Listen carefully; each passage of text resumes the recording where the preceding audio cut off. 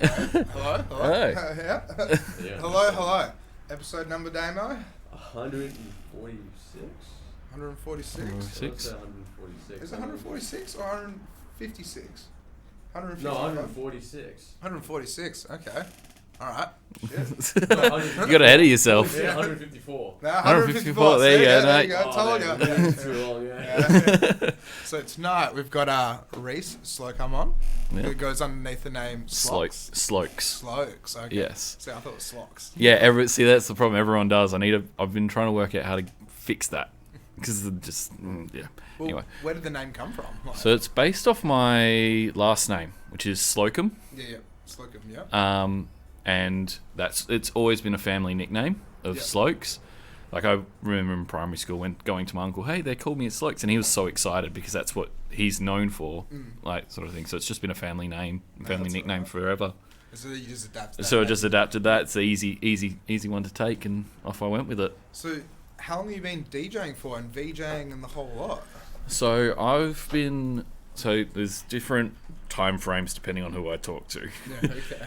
So it's been 10 years since I bought my first controller and actually started DJing. What controller did you start with? I started with a Numark to go. Numark to go. Okay. It was this little... Seems like everyone starts with something like that. Like, Because no one wants to spend $300, $400 on this whole thing and then go, no, not for me. well, that's exactly it. Yeah. Oh no shit! That's exactly what I you had. had one. Yeah. I had one of these. So I remember 2013. That was literally what I started Yeah, on right there. the 2013, I went to Future Music Festival, saw Timmy Trumpet, main stage opening. He would never open a main stage now. Going, I want to do what he does. Yeah, that's how. Yeah. So I bought one of them and ended up because I was at uni at the time, instead of studying in the library, just having that set up on my laptop and just mixing songs that I had on my computer already. Yeah. Okay. Well, what songs do you have on your computer? What type of genre? And what? So at that point in time, it was your Timmy Trumpet, your Melbourne Bounce, Yeah, it was booming. Back in the day, though. your Martin Garrix, Data Life, that sort of big room, 2012, 2013 big room sort of tracks. Yeah. Classics. Yeah. So I had that for about a year and a bit, and then upgraded to Tractor S2 Mark 1. No shit. Okay. So I was a tractor boy for a while. I went straight from that to Tractor S4 Mark 1. Yep. Like, honestly, I just thought, like, if I'm going to spend the money, I'm going to spend the money. I don't want to get Pioneer because it's like 10 grand. Yeah. But Tractor seemed alright, did my research, and away I went. Yeah, I did the same thing and went down that route. Spent ages just on Tractor. Yeah, that's it. How'd you find it? Like, it was, compared to the Mark 3 now, it is quite clunky, but... I I'll pull your mic in as well. Yeah. Sorry. Honestly, I would still recommend that for a beginner DJ. Yeah. Even within Tractor, I know Tractor's kind of fallen behind a little bit in the features game. It really? I thought that's still ahead.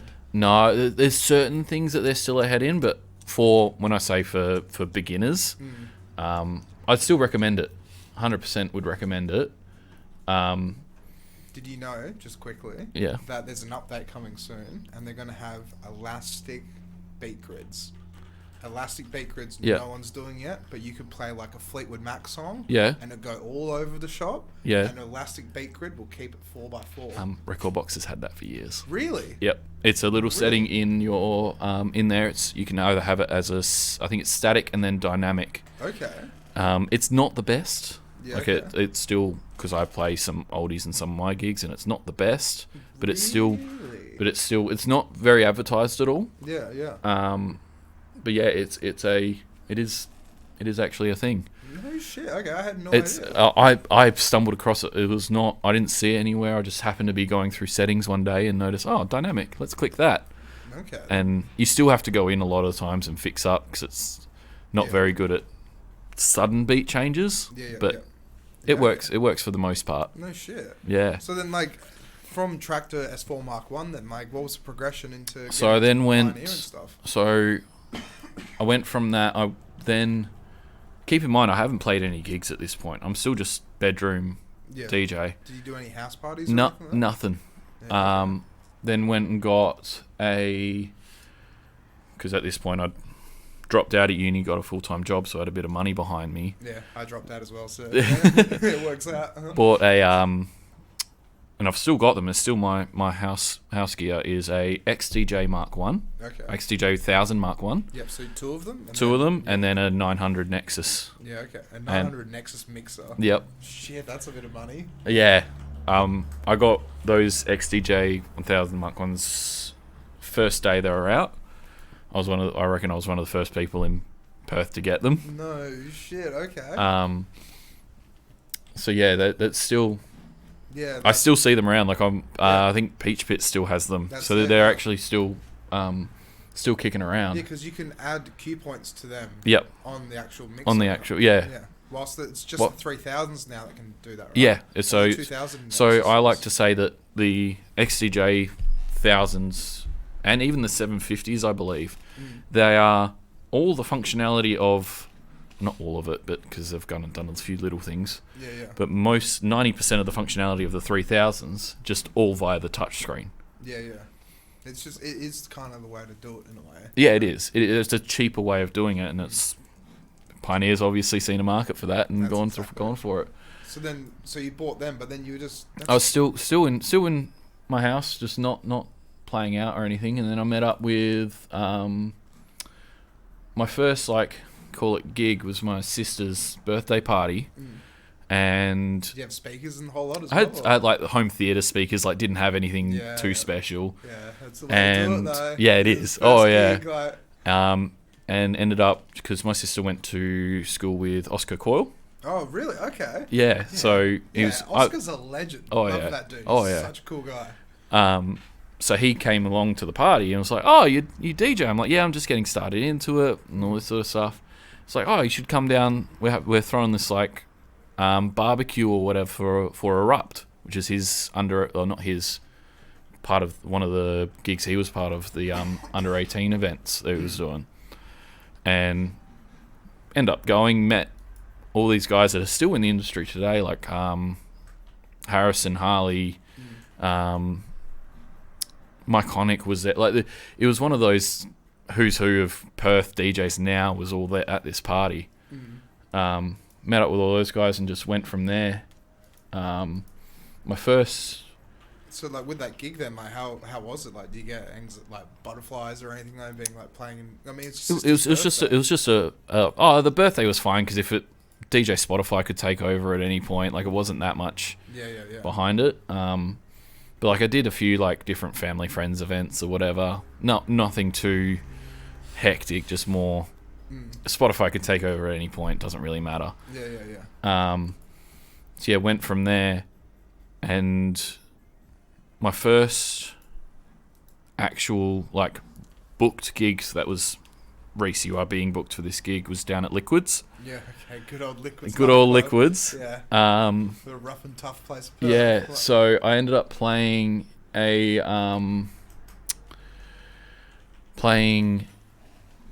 was a beginner DJ comp that they did. And it was for the side room or whatever they'd set up in upstairs. And it was for Tyrone Happy. So he's mainly a producer now. He actually produced Masked Wolf, Astronaut in the Ocean. Okay. So it blew up I think it was 2020, 2021. It just became this massive song. He toured all around the world with this thing. Oh yeah, well rolling in the day. I'm muted. Yeah. I'm muted. Yeah, okay. So yeah, But what, is he from Perth then? No, he's from Melbourne. Okay. But he came over and there was 6 people in the club. Really? It's so unfortunate with that, they're just so low key. It was one of those, we just didn't know what happened. It had all the traction online, it had everything, and then there was more DJs in the club than patrons. Really? Yep. That's crazy. So yeah, it was that was a one of the experience. one of those things of my first gig was to basically no one.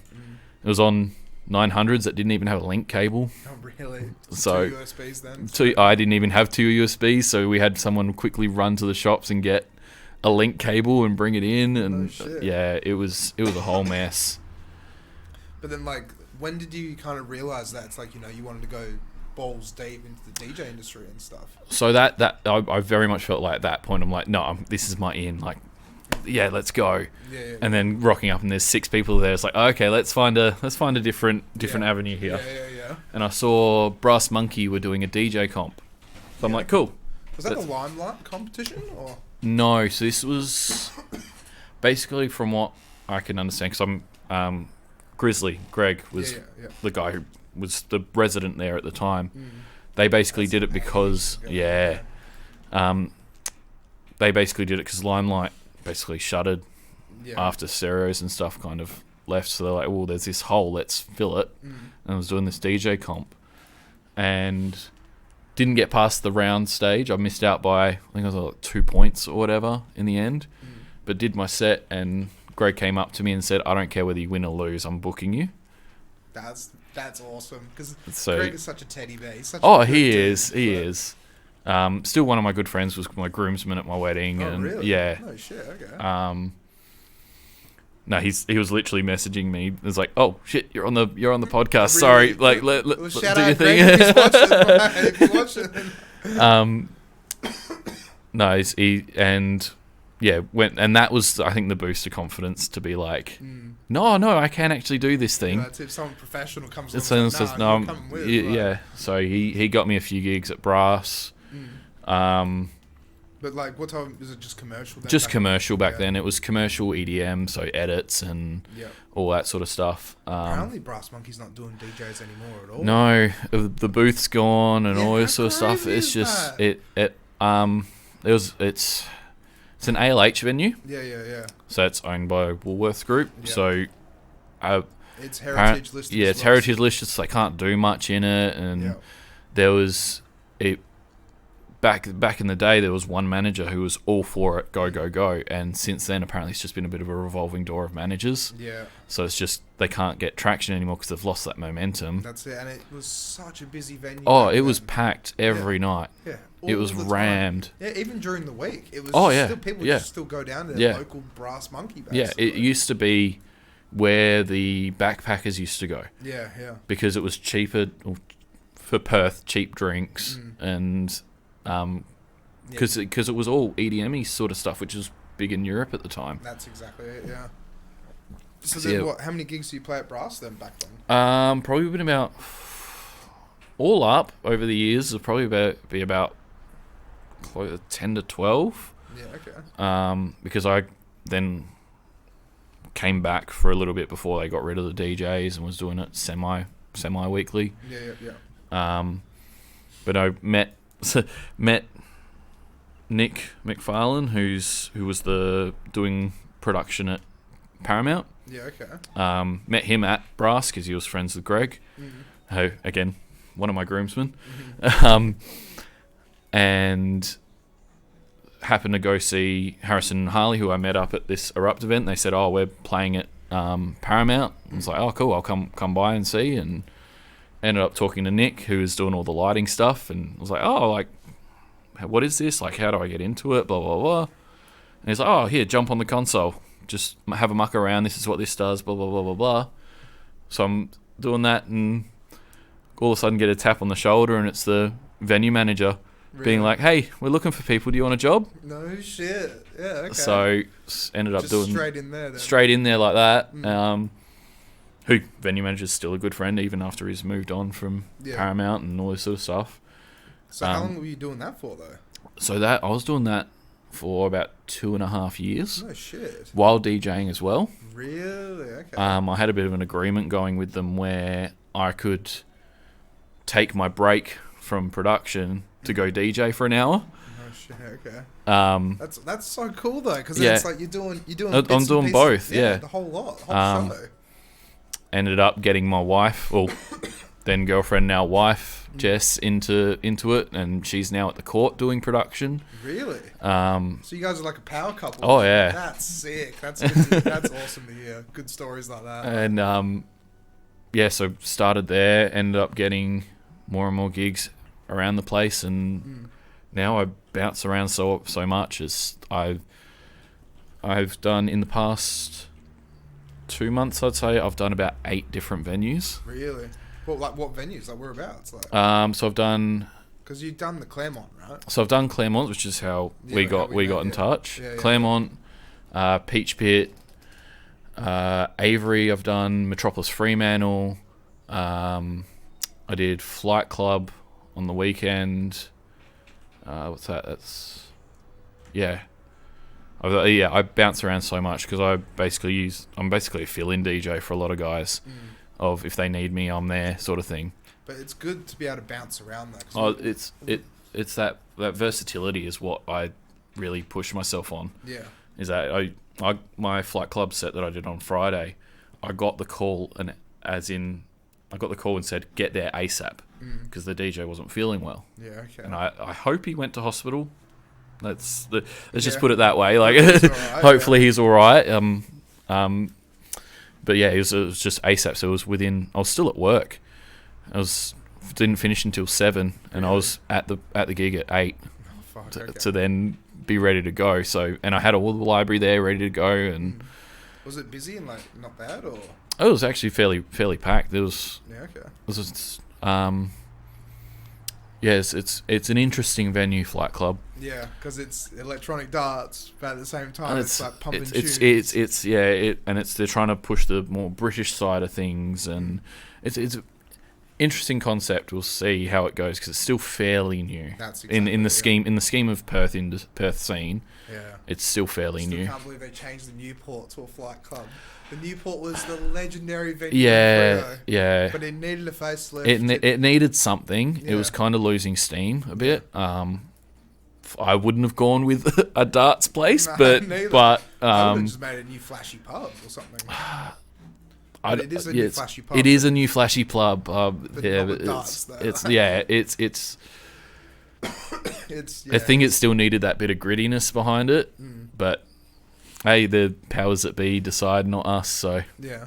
How did you get into the VJing though? Because was it actually from the production at Paramount and then doing it as well? At Paramount, Adrian Franchina, he's a VJ as well. And he does it all within Serato. Yeah, okay. And I saw him doing it, and I was like, oh, okay, whatever. And I ended up going down to Metropolis Fremantle and seeing Endorse do it and seeing how he does it.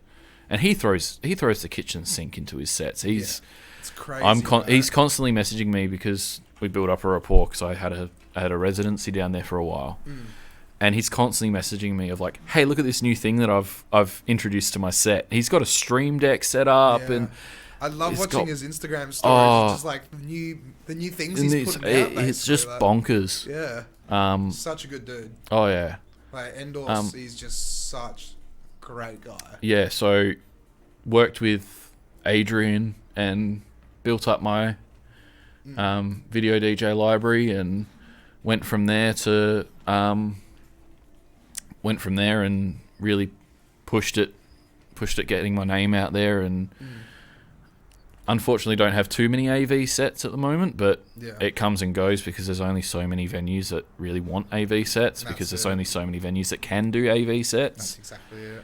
But see, that's where it's like at the Lookout, where they just get it playing on the TVs. Yeah. But then it's like, an AV set should be behind the DJ on a bigger screen and all this sort of stuff. And my mission for this year is to get in at the Court and play on that massive screen. Yeah, that'd be cool.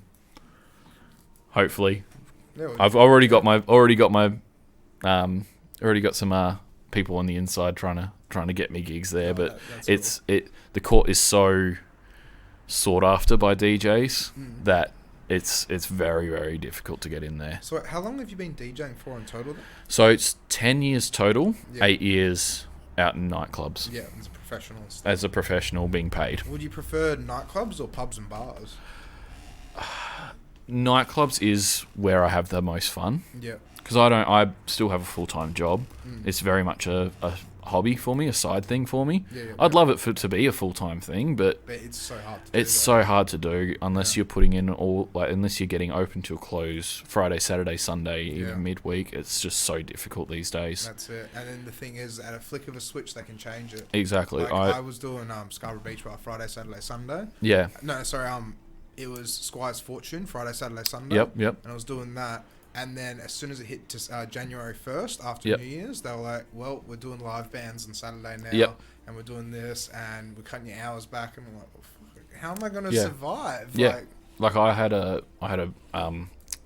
residency down at Metropolis Fremantle in the upstairs doing rap and R&B. Yeah. And I went through a few medical things that required surgery, so I was out of action for a bit. And once you're out, you're out. Yeah, that's it. It's replaced. You now need to claw your way back in. There's no.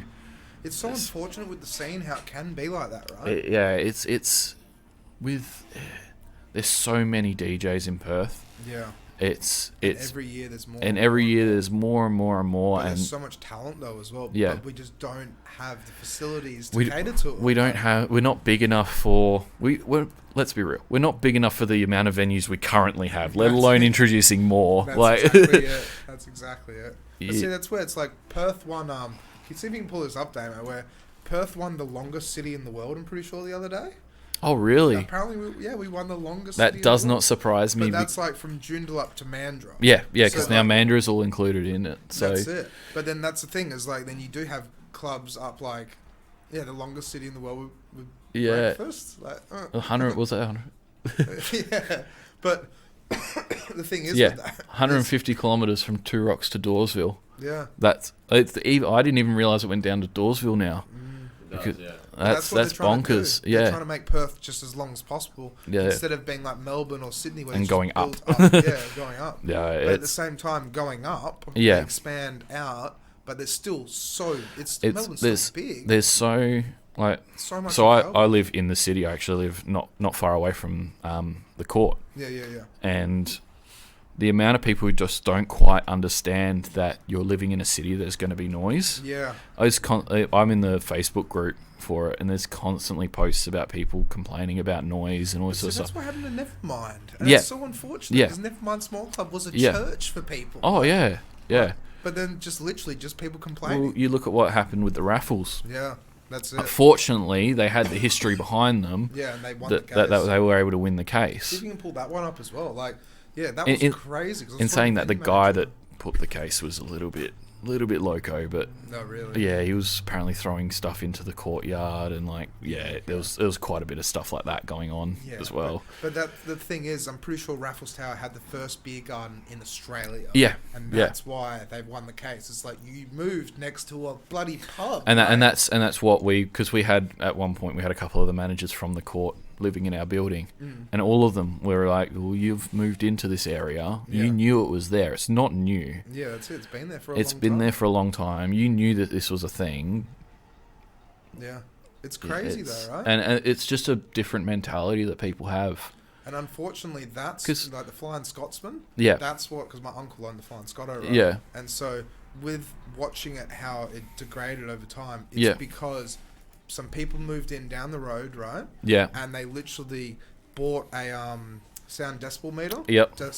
Yeah. Right? And they were measuring it out in their balcony. Yep. The drums and stuff like that from the Velvet Lounge. Velvet Lounge, right? And then basically they were going back inside, calling the council, saying we're hearing it in our bedroom. Yeah. But the thing is, they weren't hearing it in the bedroom. They're hearing it in their balcony. Yeah. But they were bullshitting. And then that caused the fuss, and then we weren't allowed live bands anymore. So not having live bands at that venue. Well, that's how did we put DJs and stuff, but then it still caused issues. So then they had no live music, and then it basically put a fucking There was no reason for people to go there versus anywhere else. That's it. Well, that's the issue. And the Rosie got a nice beer garden as well. Yeah. They got that renovation. Well, that's what's happening with the Claremont Hotel at the moment. Yeah.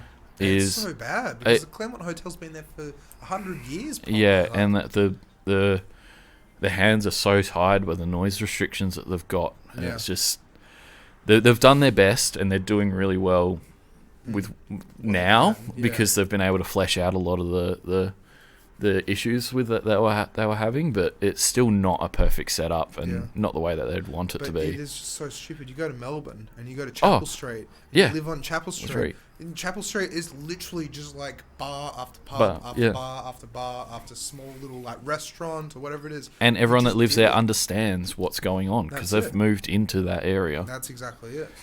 But it just seems like people just want to kick up a stink. It's so silly, but you know, it's just who knows where it's going to go from here. Oh yeah. But then, like, back to the VJing. Like, how do you construct a VJ set? Like, so I DJ with instead of MP3s, I DJ with MP4s. Okay. Yeah. Okay. Yeah. So that puts another complexity into the system of So it's basically there's different record pools for music videos and stuff like that, and I make my own from different edits I find on SoundCloud, and it's a whole different beast. When you make the edits, though, is that like using Ableton or like?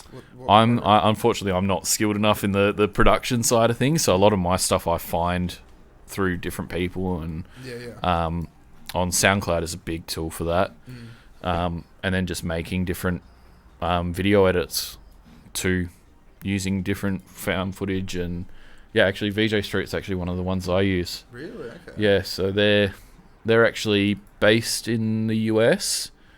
So if anyone asks, I'm based in the US as well. But they have a lot of Latin stuff that comes through their stuff. Really? Yeah. How do you find doing a VJ set compared to a DJ set? Because I feel like sometimes with a VJ set, you're kind of locked into what you have. Yeah, it is. Instead of having MP3s, you can have 10,000 MP3s. Yeah, that's 500 videos. That's the biggest thing. Is I've got 4 or 5 different record pools that I use because I just have to find and have to make what I don't find and all this sort of stuff. VJ Street. Thankfully, you brought that one up, actually. That's really good for edits and all this sort of stuff, and just like in that way, and custom videos, and they've got a really good library in that way. But yeah, is it a subscription? Yeah, so the way that a lot of these ones work are subscription based with credits. Okay. So each credit is each song. So 650 videos and songs. Yep. For a year at 159. That's US as well. Yeah, I was about to say .com. That's expensive. Oh yeah. So wait, what subscription do you have? I just do the monthly 40 credits because sometimes you go on there and there isn't anything there for you, so you have to look somewhere else, and it gets very expensive very quickly. So is it just like custom videos, or is it just like here's Chris Brown's music video? Oh, it's both. Yeah, it's both. So it'll be Chris Brown's latest video, but here's the Chris Brown Swedish House Mafia remix that's just landed, and that's kind of cool. They've got different guys. From what I can understand, none of this is all through my own research. They've got different guys that they probably hire that make videos and make edits for them. Yeah, okay. But then, do you find as well? It's like, because if you put on a VJ song, right, like a MP4, then you kind of have to play the whole thing out, or you could try and mix out. You can mix out because I've got everything MIDI mapped to the crossfader. Okay. Yeah. So I can actually just mix out and mix in and out, and so good to hear someone that actually uses the crossfader. Yeah. Like I swear by the crossfader, honestly. But so many people, every DJ uses the volumes. Double drop, triple drop. Yeah. It's like the crossfader's right there. Yeah. Right? It's so and I was the same. I didn't use the crossfader until I started VJing. Yeah, okay. Because I was like, I don't need it. But actually, no, it adds another element to it, so I just need it. Does it like smoothly transition the video? Yeah, so I've got different transition effects, they call them, in Record Box. So like the classic like Windows Movie Maker. They've got like that sort of stuff, and like one of the ones one of my favorite ones in Record Box is they use a Luma key. A Luma key. So that basically it changes the exposures on the videos, so it actually almost like blends in the bright areas to the bright areas and the dark areas to the dark areas. So it's actually it just molds it together. It kind of molds it together. So it's a very, very cool effect that actually it is that. That's awesome though. And so you said before you use it on Rekordbox. So Yep. Rekordbox has a VJ feature. So it's got an expansion in it that does video. Yeah, okay. Do you have to buy it or is it? Yeah, so it's there's a one-time payment for it and a ongoing monthly subscription if you want to do it that way. Yeah, okay. Actually no, now in Rekordbox 6 it's only a subscription. Yeah. Okay. On Rekordbox 5 it used to be a one-time thing. Yeah. Yeah, okay. That's interesting. But then how do you as a VJ, do you find it's more interactive for the crowd? 100%. That's why it's you have a lot more control about how they feel about certain songs. Yeah, okay. Because whatever's behind you is actually driving a lot of what they're feeling and what their show is. That's why all these big venues have these visuals behind everyone. Yeah. If I want to hype them up, I put a big thing on the back of me that says "Put your hands up" or 1, 2, 3 or whatever. Yeah. Then it gets them more hype than if it was just random pictures behind me. Yeah, because then it kind of takes away from the production side as well, right? Because they're doing the lights. Yeah. But then they back in the day, say Death Disco days. Yeah. Then they'd also have the LED walls, and they'd be running their own visuals. You can give a thumb drive to the lighting guy, and you can play them. But then if you're doing a VJ set, it's all just run directly into it, right? Yeah. So it's there's different. You ask different people, they're gonna have different answers, whether it's good or bad or what is it and all this sort of stuff. Yeah. I know when I've played down at Metropolis Fremantle, Jared and Bluey down there, they're incredible in their production stuff, but they understand that it's another element to the performance that they can't bring to the table because they just can't react quick enough sometimes. That's it, yeah. They don't necessarily know what's coming, whereas if you've already pre-made this thing, it's going to be perfectly tuned to what's coming. Yeah. But then, so with the 5 sets that you've got though, do you have them rated as just really excitable, bang and go, yeah, or and then kind of mellow and chill, earlier set kind of thing? Or yeah, so it's the same as any DJ stuff. It's all organized into playlists, and it's also knowing every good DJ knows his tracks inside out. He knows what that edit means versus what this edit means. Yeah. So, but there's just another element to remember of this video that's attached to this song is more hype. I'll go for this one that's a bit more chill because that's the sort of vibe we're in at the moment. Yeah, and okay. It's a whole different element that adds to it. Would be, yeah. But then, that's just wild because then, just doing that, how does it even plug into the system? Because you've got this big LED wall behind you. Do you just have big cables that come out of the so different venues do it slightly differently. Yeah, okay. A lot of venues have moved off of this now, but it was just a straight HDMI cable. Oh, really? Into a capture card and onto the screen. 20-meter HDMI cable. Yep. Really nice. Into a repeater and off it goes. Wow. Okay. Most venues now have moved to an NDI protocol. Which is I can't remember off the top of my head what that stands for. Damo's onto it. Yeah, he's onto it. Let's see if we can get it out. Network device. Yeah, so there's a program from New Tech, which basically puts video over Ethernet. Okay. Yeah, they've got Dante. They got Dante now, which is really good for that. Dante. So yeah, it just basically captures the output and sends it over Ethernet. They pick it up on their side, and it picks it up on their side, and they can then transcode it back into video, and off it goes. No shit. Okay.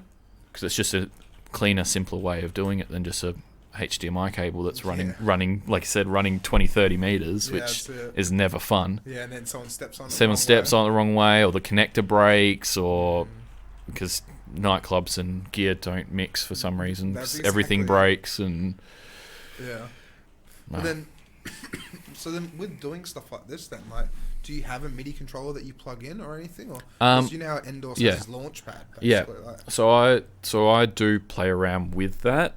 I don't necessarily see the need for it for me personally. Okay. Endorse he's on a whole different level. It's bonkers. Yeah. And he's just talking to him because he helped me a lot about a lot of the technical side of things. he's just got an eye for all this sort of stuff, and he just adds and adds and adds, and nothing's that he adds isn't for any. Well, everything he adds is for a reason. So he's kind of drilled that into me. If you're adding this in, there's got to be a reason for it. Yeah. You've got to be adding something to your show. Don't just add it in because it looks cool when it's up on stage or anything like this. Actually add it for a reason. Yeah. And I haven't found a reason for it. I do have a Tractor F1 that I've got that I've actually just gave away to Grizzly, actually, because he's using it at the moment. Oh, really? For something he's doing. But I have that set up to like do different stuff on it and whatever. So then would that just go straight into your laptop as well? Yep, just as a MIDI controller into Rekordbox. But see, that's why it's so silly, because so many people stand by. It's like, nah, just use, don't use laptops and don't use sync, don't use quantize and don't do this and don't do that. But if the features are there, why not use them? That's it. It adds a level of creativity to the set. Yeah. I mean, sure, if you just rely on sync, then it's a bit silly. It's a bit silly, yeah. But if you just double tap it so the beats match up, and then you can just like put it out of sync and then bring it back in, and like do little funky stuff with it. If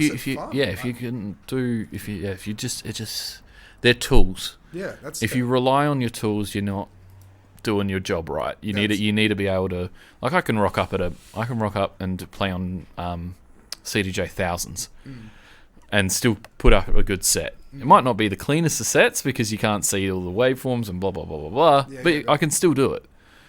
And sometimes you do. I've walked into venues and oh shit, I need to play on this thing that's 10 years old at this point, and I need to be able to do that, and I can thankfully say for myself that I can. See, it's so funny because ages and ages ago when I got Ben Renner on here, he openly admitted that he just puts his thumb drive in and goes, and sometimes he won't even analyze it through Rekordbox. His music. I've seen him because he's when I had my residency at Metropolis, he was playing after me. And all the time he'd plug it in, and it would always come up with the error of like these files have not been analyzed in Rekordbox. And I was like, how are you doing this? That's it. Yeah. But he just knows his music. He just knows his stuff. Yeah, and that's where the practice comes into it. 100%. Because like it is like, as a professional, you got to practice, you got to do it, you got to get gigs, you got to do this, you got to do that. But it's such a full-time job sometimes. Oh right? And that's why when I was saying like I did 2 years in my bedroom. So when I was playing out to and being he's brand new on the scene, I was still more experienced than every other person that was brand new on the scene because I'd had that 2 years of just sitting in my bedroom and just does this work? Does that work? Let's look up YouTube tutorials and all this sort of stuff. Self-taught then? Self-taught. Yeah. It's a good way to do it though. Yeah, and Tractor, and that's why I say I recommend Tractor, because Tractor's actually a really good software to learn it in, because the biggest thing for me is the phrase meter, I think it's called. Yeah. That just being able to see that and see, I'm a little bit forward. I'm a little bit behind. Yeah. Like, because when you're learning, you don't know. You just kind of play with it and go, does that work? Does that work? No. That's it, yeah. Whereas if you can look at it and go, so that's what it sounds like when I'm a little bit ahead. That's what it sounds like when I'm a little bit behind. That's what I love about it as well, because then I can actually see, like, okay, I'm playing AC/DC and it's going half a bar forward. Yeah. I can actually bring in the track exactly, half a bar forward, and you know exactly that you're on half a bar. Like, that's it. I've always just sworn by Tractor. Yeah, I take it everywhere I go. I've just got my bag. And it's one of the most sturdy softwares out there. That's for sure. Have you ever played on Denon at all?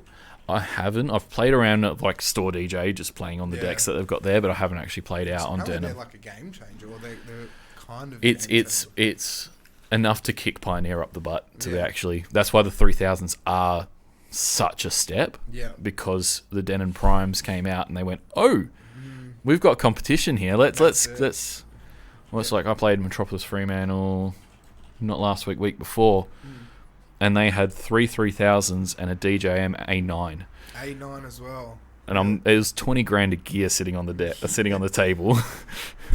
And it's so crazy how expensive. Oh yeah. And like it's so unfortunate because like a while ago, like someone threw a cup up or whatever and like doused Endorse's equipment. Oh yeah, no, he was posting all about that and everything. It's so unfortunate. It's like people. people don't realise that, you know, if someone throws a cup up and there's 20 grand's worth of equipment sitting there, or someone's like whole entire collection that they've gone through. Well, that's like my laptop. If my laptop goes, I'm screwed. Really? So you haven't backed it up? I've backed it up. Like, I have all the files and everything, but because I'm a VJ, I need that extra processing power. Yeah. And Pioneer stuff doesn't take MP4s off USB. Yeah, that's it. Yeah. So I'm not screwed because I can build up a library enough to do whatever gigs I've got coming up. Yeah. But it's a lot more work for me that I just don't want to do. What laptop do you use? I'm probably the only VJ in Perth that's on Windows. Really? Yes. And you have no problem with it at all? There's a few little codec issues that I've run into, yeah. That I've found workarounds for, but apart from that, it's pretty much the same. Yeah, okay. Well, yeah, well, see, I used to use Windows, but then I bought a MacBook Pro 2012. Yeah. And I just took the RAM out, put a new hard drive in it. Yeah, my next laptop will be a Mac, just because those codec issues, as much as there's workarounds, it's just a hassle. Yeah, that's it. But I also found, like, you know, do you get issues if you put Bluetooth on or Wi-Fi or anything? I've got a little setting that I click that turns everything off. And, yeah, that's the way I do it. But I also, like, Recordbox has Tidal integration. Yeah, okay, yeah. So I use that for a lot of my gigs, for a lot of, especially like bar gigs and stuff like that, when you get weird and wonderful requests. It's like, oh, I don't actually have that. Quickly bring in Tidal and off I go. Yeah, really? Yeah. And so it's just flawless? Like, it's pretty much flawless. The only hiccup that comes up is it's got to analyze the track before you can play it. Yeah, okay. It's got to load the track, analyze the track, then you can play it. So it just takes a bit of time. So you got to allow for that, obviously. Yeah, okay. But yeah, that's interesting then, because like, do you have A, B, C, D decks then? Do you have 4 decks set up on the laptop? So you can, because like what I'll do is like, with the biggest upgrade for me when I bought a MacBook is I could hotspot my phone, go on iTunes, buy the song, then put it into Tractor and put it into C or D, and then it'll analyze, and then I can actually put it into Key Finder, get the key, and then go from there. See, Recordbox, I just right click, analyze track, and then it will come up for me. So that's what I do. Yeah, because I mean, like with mine, if I just put it in there, it will just into an actual track that then it'll analyze. I can right click it. Yeah. But I just find if I drag it just into C or D, what I'm playing, if I've got time, I'll do that as well. Like it's. But then with Tidal though, like, can you do that though, and then just drag it up into A or B or whichever? Yep. You can do that. It's. I was very skeptical about it when it first came out because you're introducing this whole new element of. Now you're connecting to the internet, and that causes issues because now your Wi-Fi is on, and that's taking up resources and all this sort of stuff. And I was like, I was a bit skeptical. And then I had a set at Breakwater, and I was like, I'll give it a go. It's not high stakes. It's a Breakwater. I'm just playing to people having their dinner at this point in time. And I started doing it, and I was like, oh, this is actually a lot tighter of an integration than I was expecting. Really? Yeah. But does it what type of, like, does it have a big collection Tidal? Oh yeah, it's pretty close to being Spotify. Really? Yeah. Okay. Because most distributors just put it out on everything that's out there. Yeah, that's it. Yeah. But then it doesn't have like remixes or edits. Or it doesn't have anything like that. It's just all straight releases. Yeah. But still, that's not bad though. Because if you don't own the song, then you just pay for streaming and then you go from there. Yeah, and it's. If you save Q points though. Then it will save because you can import it to your collection. Okay. And it will actually save all that sort of stuff. Really, but you just don't own the. You just don't own the actual MP3 file that's being brought over. Interesting. Okay. Because I've always just bought the song. Yeah. And then just imported it from iTunes. See, that's the same as me. I've always gone through record pools or whatever to buy the songs, and it's only really I only really use it as a request sort of thing, or if. I'm like, oh, this track would work well. Oh, I don't actually have it. But 99% of the time, if I get that request, during the week, I'll then go download that song. So then I've got it in my library anyway. So like, what's like one of the longest sets you've ever played then? My longest set has been 9 till 5. 9 till 5. Yep, so I've done that twice now. Really? So yep. 8 hours. Open till close. Yeah. Yeah, open till close. Where was that at? Paramount. At Paramount. Yeah. Oh shit! What, upstairs or downstairs? So it was the first one was upstairs, and the second one was during when we had lockdown, when we had some of those capacity rules and stuff like that. We was downstairs, but we were only open downstairs. Yeah, that's crazy though. So yeah, And then I've got Flight Club this Friday. I'm doing 4 till 1. 4 till 1. So that's going to be a grueling set. Luckily, they supply food there, so I can get a bit of a feed while I'm DJing. That's See, I've done at Scarborough Beach Bar, I've done 10.5 hour set there before. Oh, no, yeah. But that was like a long lunch that went from midday, and then I ended up finishing up, I think, like 11 o'clock. Yeah. And then, like, after, I was so tired. Oh, yeah. The bar manager even said, you can take a 20-minute break if you want. It's like, yeah. no, if I stop... I'm just going to stop. Yeah, I'm going to stop. I'm going to start back up again. Yeah, you're just going to keep that momentum going. That's it. That's it. And it's like, whilst I was also getting food as well. So yeah. it's just like sitting there just eating a slice of pizza whilst trying to mix and shit. But that's why I love pubs and bars, though. Yeah, no, it's a different vibe, and that's why I hesitate when you ask, oh, do you prefer nightclubs or bars? They're just completely different. I had a semi-residency at Prince Lane, and that was fun because they would come and give you food, and well, not give me, I still paid for it, but come and get you food and all this sort of stuff. And there was, especially Prince Lane, was a very unique venue in that they really pushed their booking out the space and booking out for different areas for functions and whatever. So you'd walk in, and one day it's a corporate event, like a Christmas event, a 21st, and there's going to be a 50th later. But then you come in the next week, and it's 3 18ths. Yeah, okay. So you never knew what you were walking into, so that always made it a lot of fun. But see, that's the thing that gets me as well, where it's like when you go and play somewhere like that, and you walk into 3 18ths, then it's like, sure, you have to play the music that they want, yes, but then it's like you're kind of playing just for those functions, you're not playing for the general crowd. Like, say the Guildford Hotel's great because you will have these functions, but at the same time, people are there for dinner. People are sitting outside in the courtyard area. And it's still a pub where you can just play whatever you want as long as it fits the pub vibe. Yeah, exactly. But it just works out. But then playing at places like Scarborough Beach Bar, sometimes they'd actually have just a function that books out the whole balcony. Go for it. Yeah. But they book out the whole balcony, and when they do that, then it's kind of like you're basically just trying to play for the whole balcony. And since Scarborough Beach Bar is so small, when they want to do happy birthday and stuff like that, you have to turn the music down, and it just ruins the vibe. That was the one thing I was fortunate about with Prince Lane was they understood that the venue is multiple sections. Yeah. So unless you're completely booking out that rooftop, you're not getting the music off to sing happy birthday or do speeches or whatever. If you want that luxury, you've got to pay for the full venue for that. Yeah.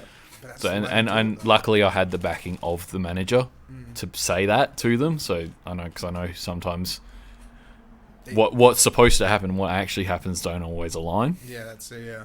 So that's exactly it. Like, even at the Guildford Hotel, I've actually had a girl come and say, oh, can you do a happy birthday shout out? I'm like, I don't have a microphone. Oh, please. Or turn down the music. We're going to do speeches. I'm like, nah. Yeah, that's my favourite of, I don't have a microphone. I've got a microphone in my bag. Yeah, that's it. It's the way it is. But it's not sitting out there, so they don't see it, so they don't. What's it like playing at a club, though, and, do you get bad requests? Do people try and... Because, say, at Paramount, you're up on stage, right? So you can't really come around the side. But, for example, at the market grounds, you literally come around the side and be like, hey, can you play this? And you're like, no, I'm not playing Pop Smoke. It's a lot of, I know a lot of DJs and requests is a very taboo subject about when you're talking about it, of some people are, they're the patrons, let's play what they want, and other people are like, no, I'm the DJ, I choose. I sit somewhere in the middle of, if it's right for what's being played, I'll play it. If it's completely, I was playing a rap R&B set, and someone came up wanting, what was it, Interbloom. I'm like, I'm not playing that. I'm sorry, mate. It's so chill. And maybe a lot of What's So Not remix. It's but a lot of, I think what a lot of DJs forget is they're people too. If you just say, hey, I wish I could, it's not within the music policy of the venue, unfortunately. I can't do that. 90% of the time they'll understand that. Or if you say, oh, I'd love to, just maybe a bit later or whatever, they understand, because they understand that you're not a jukebox. But then sometimes, some venues, you kind of get treated like a jukebox. Which Yeah. It can be horrible sometimes. You've got to, especially from my experience in playing in bars and stuff like that, is you've got to be, you got to be careful when you start taking requests, because if one person sees that a request is being played, it then starts this knock-on effect, and you just get inundated with requests. And you did a lot of private gigs over the years, and that's something I'm very conscious of. Is, well, if I take that request, then I'm going to have 6 other people come by, and they're going to request, and I'm no longer DJing. I'm just a jukebox now. And see, like, I play at Long Chims. Yep. And so I used to take a whiteboard down with me. Yes, I remember seeing that. Yeah. So with the whiteboard, it worked so well because I would interact with the crowd. But then, like, you know, it'd be 6 p.m. and someone would write 50 Cent on it. Yeah. So I'd walk around, have a look at the whiteboard, and I'd look at them, and I'd laugh, and I'd just put a line through it. And so it's like their friends would giggle and laugh. Yeah. It's like, and then the person would be, oh, why not? Or this and that. I'd be like, it's 6 p.m. on a Friday. I'm not playing 50 Cent. Well, one of the things I used to do, because I did a couple of seasons as a wedding DJ, is I used to have a notepad sitting beside me with a pen. Yeah. And say, oh, if you got a request, just put it down there, so that I could still focus on what I'm doing and DJing. And that works so well, because if they're so drunk that they can't write down their request, then you're not going to be able to see it, so you can't play it. That's the way to do it. So you don't do weddings anymore? So Sorry. It was only starting at the start of this year. I messaged all the people that would give me all the private events, say, hey, I'm going to focus more on the bars and the clubs now. I'm not getting the enjoyment I was out of it. Like I said, I've still got a full-time job. This is just a side thing here. Yeah. I don't really want to be going and playing some random venue somewhere and whatever, when I could be playing to a couple of thousand people in a nightclub. That's it. And it's just so much more fun doing that as well. Yeah. Because it's a similar thing with me as well. Like, doing weddings and functions and birthdays and stuff like that, it's just not fun.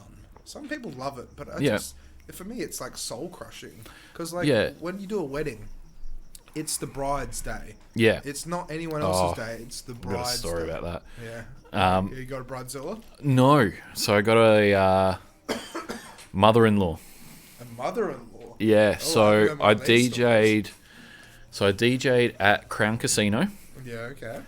What, the Groove Bar? Or no, I've done the Groove Bar before, but this is like a function centre for a wedding. Yep. 300 people. Yep. On the day that the grand final was at Optus. The what, sorry? The day that the AFL grand final was at Optus. Oh, okay then. That was bonkers. It would have been flat out. So, Adrian Frankina was actually the contact that got me the gig. And it was, he was going in there to help me set up. And he's got a Holden Commodore, like it, not good car, nothing flashy. And he's sitting there parking because they told him where to go. And he's sitting there, it's Rolls Royce, Lamborghini, Porsche, like these hundreds of thousands of dollars cars, and then a Holden Commodore. Lovely, yeah. And people galore and all this sort of stuff. It was just hectic. And Italian family, and the bride, the parents paid for all the wedding. So they feel entitled to whatever the music is. And I got told by the planner, the parents are paying for it. They go for it. Apparently the bride wasn't too happy with that and was a bit upset about it. And that was the last wedding I did. Really? Oh, sorry. I've DJ'd a friend's wedding as well since then. But then, like, so what went wrong? Like, what happened? She wanted like noughties, R&B, hip hop, and I was playing straight Italian classics. Of course. Because that's what I was told to play. Yeah. Because the wedding planner said the mother-in-law's paying, the mother-in-law gets it. Yeah. So one of the last weddings that, for me, before I was called it right, yeah, I actually had, I was out at Brookley Estate, I'm pretty sure it was. Yep, that's a wonderful venue, that. Yeah, it's a beautiful place. But basically what happened was one of the groomsmen got into an argument with a guy, which was another one of the groomsmen. Yep. And he ended up shoving him. Yep. So what ended up happening was the bride got involved. And then the guy pushed the bride over in her wedding dress. Oh, no. In basically dirt. Yeah, at Brookley, there's not much pavement around there. That's it, right? And so she got dirt on her wedding dress, started bawling her eyes out. And then basically, like, the groom, the other groomsman, and the father basically grabbed this guy, took him out the back, beat the shit out of him, right? Jesus. Walked him down that driveway all the way to the front, called an Uber, and put him in an Uber and got him to leave, right? And they just came back, And I'm just trying to DJ and the bride's crying. There's kids everywhere. And I'm just trying to lighten the mood. Yeah. But at the same time, I'm like, what the fuck just happened? Basically. Yeah, that's a hard one, that one. Yeah, and then so as soon as the groom came back, he just told me, you can pack your stuff up, wedding's over. And I'm like, okay. And it's like, I'm still getting paid though, right? It's like, yeah, you're getting paid the full amount, don't worry about it. The wedding's over. My wife is upset. That's... Like, okay. Yeah. And after that, I was like, okay, well, this has not been that much fun. But at least I get to finish early. Yeah. But it's just wild that, like, people don't see the other side of weddings. Like, like, it pays so well. Oh, yeah. The problem is like, you're there for like 8 hours. It's so, and it's so stressful. Yeah. It can be so stressful. Because, especially now with, like, every speech needs to have a walk-up song. I've gotten like a playlist and a do not playlist that's like 3 hours long. Really? And because I was doing it with the Frankina brothers with FBEC. Okay. And we'd have sit-down meetings with the bride and groom to go over their expectations and what is it, basically a reality check to, hey, this is what's actually going to be feasible for us. Yeah. And being like, yeah, cool, this is your must playlist, pick 5 or 6 out of this, and then the rest of it I'll just use. I'll probably play a lot of it, but I'll use as a guide to what I'm actually going to play. And just works that way. And and 99% of the time at the end of the night they go, thank you for doing that, because what you played is actually better than what was on our must playlist. Yeah. See, I've also done a wedding as well, right, where the sister of the bride couldn't afford a present because it was just like lower income household or whatever. And so she wrote out a list of 100 to 200 songs. Yep. And I had to play off a A4 sheet of paper, front to back. Yep. And it was just like, why don't just Spotify? Yeah, like, Spotify, put it all in order and off you go. But they wanted to have a DJ, so I'm like, okay, but I have to play 1 to 200, and none of it was none of it was harmonically correct. Yep, none of it was. It was like 80 to 130 BPM. Yep. This and that. It was just a shit show. Oh yeah. And after that, once again, I was like, why am I doing this? Like, this is good money, but I'm not enjoying this. Yeah. It's like that's where, as I said, pubs and bars, and even going back to nightclubs. Like, it's the way to do it. Yeah. We've only got around 10 minutes left as well, because we've been going for like an hour, right? Yeah. What are some good stories at nightclubs that you can share? Some fun times and like things where it's just like you didn't expect it, but it was just turned out to be good, great. Like, I played Metropolis Fremantle for New Year's. As an AV DJ. Yeah. So what happened? So that's Endorse's territory down there. He's king down there. Yeah. Unfortunately, he had gone over to Melbourne just before and come back, and they'd done a retroactive isolation. Okay, retroactive isolation. So they basically, because Melbourne's cases for COVID spiked. Yeah. And they said anyone who had been in Melbourne during these dates must isolate immediately. Yeah. That happened on New Year's Eve. Fuck. Okay. And he, unfortunately, was part of that. Yeah. So they were scrambling for an AV DJ. Mm-hmm. I was at work. I didn't finish work until 7 p.m. And Joseph Wilkins, photographer and DJ in Perth, he'd hate that I just called him a DJ, but anyway, messaged me saying, hey, are you free tonight? And luckily I was. We need you. And I'm sitting at work. This is at like 4 or 5 p.m. I'm not leaving work till 7. I'm having to rush home and then rush straight down there because I've got to do sound check and make sure all my AV stuff works and all this sort of stuff. And ended up doing the countdown at Metropolis Fremantle after getting like 4 or 5 hours notice. Fucking hell. And it would have been packed. It was rammed. Yeah. And how long did you play for? So that was split up. I think I only did 4 hours there because it was split up between Joseph, myself, and Matt Bird. Yeah. So I think I did 4 hours, but I actually did the countdown. That would have been so good. Oh, it was. The mic and just yelling out. Yeah. But see, that's like, I'm not one to get on the mic. So when I first put on the mic, the massive feedback, and it's within 10 seconds, and I'm like ducking underneath the desk to try and count it down. And but that would have been such an experience. Oh, it was, and it was the first time I was down there. And at Metropolis Fremantle, I'd say 90% of DJs that want to play nightclubs, that's a dream for them to play that sort of set. Yeah, well, that's it. Because like, you know, a lot of people don't realise, but when you do New Year's as a DJ, it is so much fun. Oh yeah, it is so much because fun. everyone's out there just to have fun. Yeah. Like no one wants to have a bad night for New Year's. That's it. No one wants to have a bad night. And then just doing the countdown, it's like you're doing the countdown. You're and in you see the fireworks about. And it's just so good. Yeah. It's so much fun. So where can people find you as well? Like, what gigs have you got coming up? And so currently I'm at Flight Club this Friday. I'm at Peach Pit Saturday. Yep. The only thing I've currently got locked in is I'm doing the Monster High Ball at Badlands, which is an emo night. I'm doing the side room. That's a lot of fun because it's just if you're an emo kid or an elder emo, you love it down there. Like it's just all your favorites down there, so it's a lot of fun. How long are you playing for down there? 8 till 2. Okay, that's alright. That's a good stint. It's a good stint, and it's all themed. So like each hour is a certain artist or certain artists or certain genre or whatever. So it's a lot of fun in that respect. Because you have a constantly rotating people on your dance floor, and everyone's there to have fun and scream out the words. That's and it, and there's everyone dresses up. And exactly. Everyone's there to have a fun time. Yeah. And then, so where can people find you though as well, like on your socials? So, probably the best way is Instagram at _SLOCS_. Yep.